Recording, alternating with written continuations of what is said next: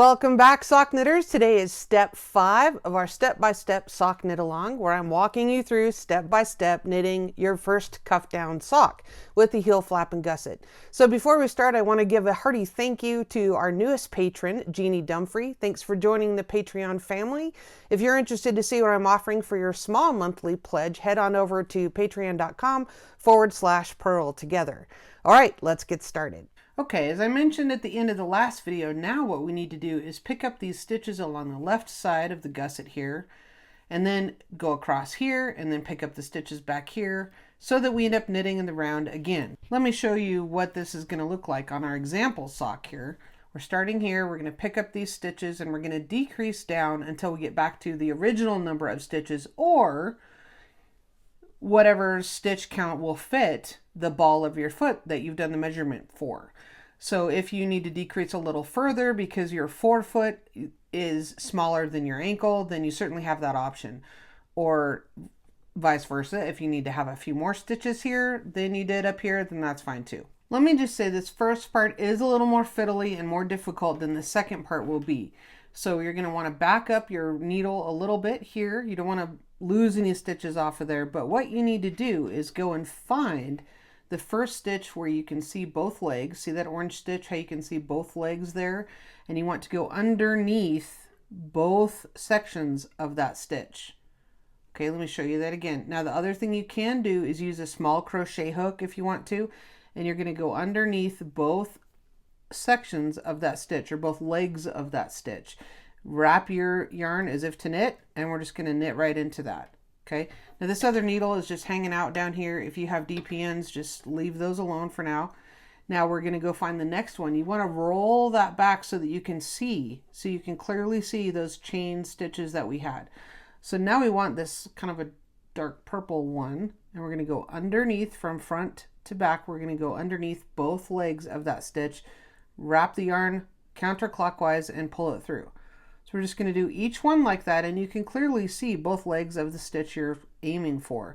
You can use a small crochet hook if that's easier for you, and you're going to pick those up all the way down until we get to the bottom. And then I'll show you how we're going to make sure that we don't have any holes at the corner of our gusset. And if you have a slightly different number of stitches here than you will do on the other side, don't worry, I'll show you how to handle that as well. Okay, I've picked up the stitches all the way down that left side, and now I've reached almost the corner, or the, where the stitches are going to come together.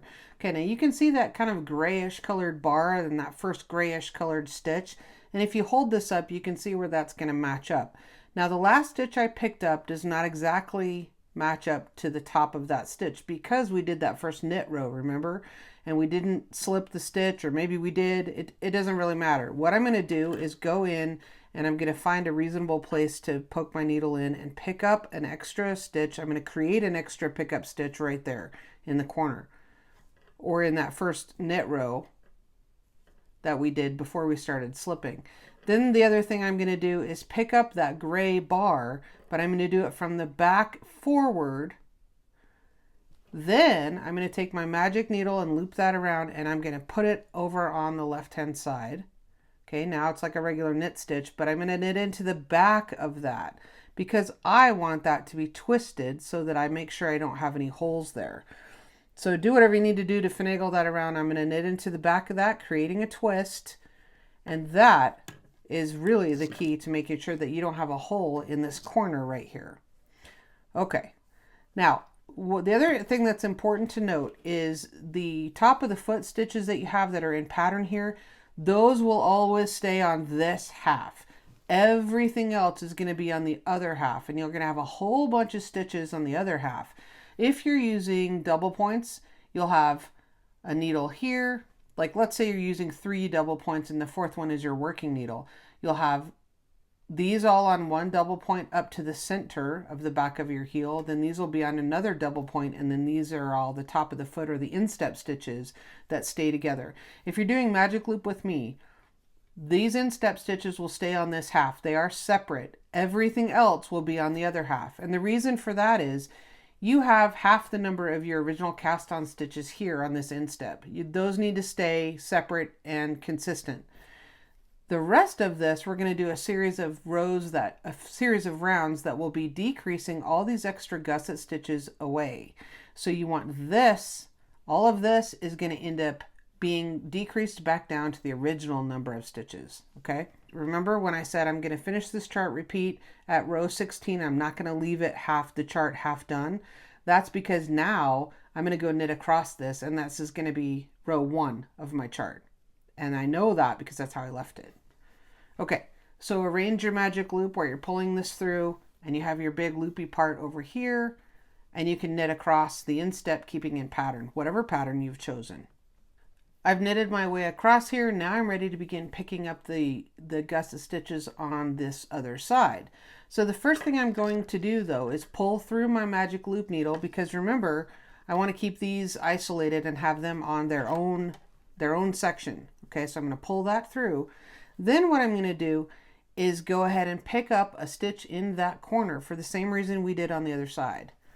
Okay, so I like to use both sides of my needles. I'm going to pick that up, and then I'm going to knit into the back of it. And I'm going to make sure that I'm giving that a good little twist, except I have my yarn. I need to have my yarn in the back, obviously. Okay, so I'm going to give that a twist by knitting into the back of it. Then I'm going to carry on. I'm going to pick up an extra right here at the base, because that was the row that we didn't slip, that we just knitted to start with. Then I'm going to go ahead and start picking up that first stitch underneath both legs of that orange colored one. And I split that just a little bit. So I'm going to take it out and do it again. Whoops, did it again. Okay, so I'm going to pick that up, and then for some reason it seems easier to me to find the pickup spot. You can kind of see there's a little bit of a hole right there that you go in, and make sure that that's under both legs. And as I'm going, I'm just making sure to roll this back and make sure I can see both legs of the stitches I'm picking up. All right, and then I just give that a good little tug because I want this to be good and tight. I don't want any holes along my gusset, that's for sure. And I don't even count them. I just go all the way up, and I don't count them. And if you want to, you can count both sides and make sure that they're the same. If they're not, if they're 1 or 2 stitches off, it's really not a big deal. And I'll explain how we're going to decrease those away as we go. Okay, we finished picking up this other side. Now we're back to where we finished here, and this is our heel stitches. Now before I start knitting across there, you need to decide, do you want to continue the slip stitch reinforcement or not? If you do, put a stitch marker here so that you have your heel stitches clearly designated from the rest of everything else with the gussets. So I'm going to go ahead and do that. I'm going to put a stitch marker here. And then the other thing I want to show you is, again, these instep stitches are separate. They're by themselves. Here's my magic loops on each side, and then all my gusset stitches are going to be separate from the instep stitches consistently. Okay, so we're ready to begin our gusset decreases now. Do you remember we were doing the slip stitch last? Now if you think about it, when we did the slip stitch before, we would slip one, knit one, slip one, knit one all the way across, and then when we purl back, because you can't just keep slipping the same stitch up and up and up in subsequent rows. You can only do that with one row, and then you need to purl back. But we're done purling, so we're going to alternate knitting a plain round with our slip stitch. So we want to plan that out so that we have an action row, if you will, or we have a row that we're doing stuff, and then we have a plain row where we're just knitting around. So we're going to begin our decreases. But first I'm going to knit a plain round, because we ended up with a slip. We did the slipping, and you can tell that because you can see those little floats there going across. So we did a slip round. Well, I'm going to go ahead and knit across, place my other marker, and then just knit one row around, keeping in pattern here. So there's going to be quite a bit to keep track of. You're going to have the slipping of the stitches on the same time you do the decreases, at the same time you're keeping in pattern. Or maybe you're just knitting a vanilla sock, and that's fine. So you have 3 things to be mindful of with every round. So right now I'm just going to knit straight around one time, keeping in pattern here. And I'm going to place my other marker right here, between the heel stitches and where I picked up the first one. Okay, I've made it back to my first marker here, and now, since we knitted across this first time, now we know it's time again to do the slip one, knit one, slip one, knit one. And you can tell that because I don't have any of those little floats going across that most recent row. At this point, I usually get the question, okay, where's the beginning of the round? You can decide. You can decide if you want the beginning of the round to be down here at the beginning of this right-hand side, right, well, it's my right when I look at the back of the heel. On this side of the gusset down here, because that kind of corresponds to where your cast on tail is, or what I prefer is to have the beginning of the round in the center of the back. I don't really need a marker, but if you want to put a marker in the center in the very center of the back of those heel stitches, you certainly can. Okay, this is going to be my action round, and I need to make sure that my slipped columns are going to line up. So again, you can see those ridges. Those are the stitches you've been slipping all along. So there's one here. So that's a slip, that's a knit, slip, and a knit. So I'm going to start with a knit. Okay, and if that throws you off and you don't want to have to worry about that, go ahead and move your marker over one. So you're just knitting up and then beginning with a slip if you'd rather. It doesn't really bother me, but you do what works best for you. Okay, so you just want to make sure that you're slipping the ones that have the raised column from before. So we're just keeping in pattern with that. Now, if you don't want to mess with this and you just want to knit straight across, you totally can do that. You have some reinforcement here at the very bottom of the heel. Similarly, if you don't want to mess with patterns going across here, if that feels like too much to worry about, then you could always just knit the top of the foot or the instep stitches. You could just knit that straight up stockinette, and that's fine too. So you just have your pattern on your leg and the rest of the foot will be plain, and that's okay. So you do what works best for you. I'm going to go ahead and continue with the slip stitch pattern for a little bit. I might want to do it until I'm actually finished with the gusset decreases. Probably that's what I'll do so that you can see what it looks like. So I'm just going to carry on with this until I get to the end.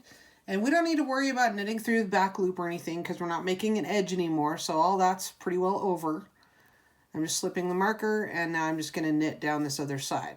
Okay, we're also going to begin our gusset decreases. This is our action row. This is the round, sorry, not row.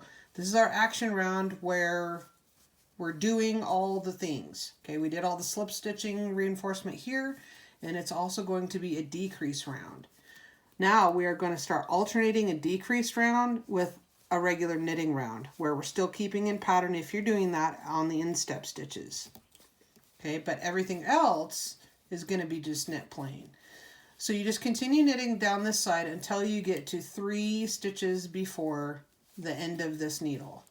Then we're going to knit 2 together to make a right leaning decrease because we want our decreases to lean toward the toe. Here's the leg of the sock. We want our decreases to lean toward where the toe will be out here.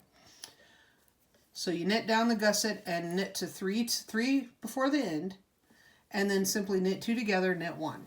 Okay, that's easy enough. Knit 2 together, knit 1. And then we're going to knit across here in keeping in pattern. All right, I've knitted across the instep stitches, keeping in pattern, and now I'm going to decrease the gusset, the first gusset stitch on this side. So I'm just going to knit the first one, and then we want the decreases to point toward where the toe will be over here. So we want this one to be a left leaning. So we're just going to do a slip, slip, knit, right? Slip as if to knit, slip as if to knit, go in underneath, and knit through the back. Okay, so that makes a left leaning decrease, and then just knit your way up to the marker again.